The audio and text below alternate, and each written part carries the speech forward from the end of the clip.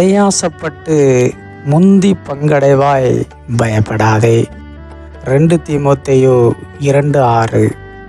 பிரயாசப்பட்டு பயிரிடுகிறவன் பலனில் முந்தி பங்கடைய வேண்டும். நாம் எதையுமே பிரயாசப்பட்டு செய்தால்தான் அதில் பலனே கிடைக்கிறது. ஏதோ வேண்டா வெறுப்பாக செய்தால் அதற்கான பலன் முழுமையாக கிடைப்பதில்லை.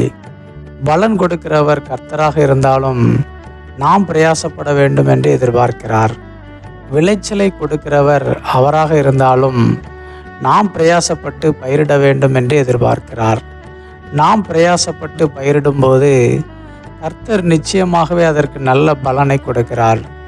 நல்ல விளைச்சல் கிடைத்தால் நாமும் உற்சாகப்பட்டு பயிரிட்டு கொண்டே இருப்போம்.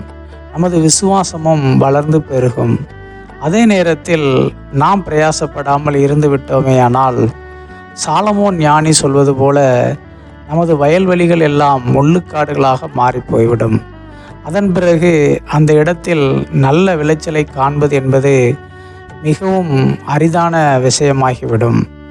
அந்த நிலத்தை பண்படுத்தவே முடியாது என்ற நிலை உருவாகிவிடும். இதுபோலத்தான் நமது விசுவாச வாழ்க்கையும் காணப்படுகிறது. பிரயாசப்படுவது என்பது விசுவாசத்தை குறிக்கிறது. ஆபிரகாம் காலத்தில் ஏற்பட்ட பஞ்சம் போன்ற ஒரு பஞ்சம் ஈசாக்கு காலத்திலும் ஏற்பட்டது.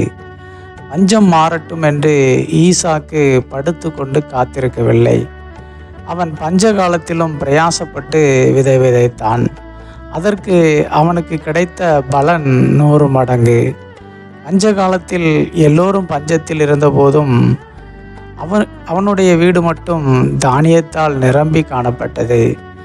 வசனம் இவ்வாறு சொல்கிறது: ஈசாக்கு அந்த தேசத்தில் விதை விதைத்தான். கர்த்தர் அவனை ஆசீர்வதித்ததனால் அந்த வருஷத்தில் 100 மடங்கு பலனடைந்தான்.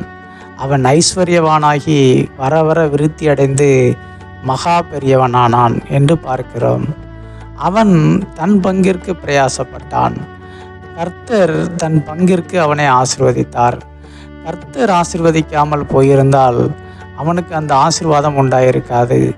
அதனால் இரண்டுமே முக்கியமானதாக இருக்கிறது. நாமும் விசுவாசத்தில் பிரயாசப்பட்டு விதைக்க வேண்டும். கர்த்தரும் தன் பங்கிற்கு ஆசீர்வதிக்க வேண்டும். அப்போதுதான் அது நிறைவானதாக இருக்கும். உங்கள் வாழ்விலும் நீண்ட நாட்களாக எதையாவது பிரயாசப்பட்டு கொண்டே இருக்கிறீர்களா? பயப்படாதிருங்கள். நிச்சயமாகவே கர்த்தர் அதை உங்களுக்கு வாய்க்க பண்ணுவார். ஈசாக்கை ஆசீர்வதித்ததைப் போலவே உங்களையும் ஆசீர்வதிப்பார். ஆமென்.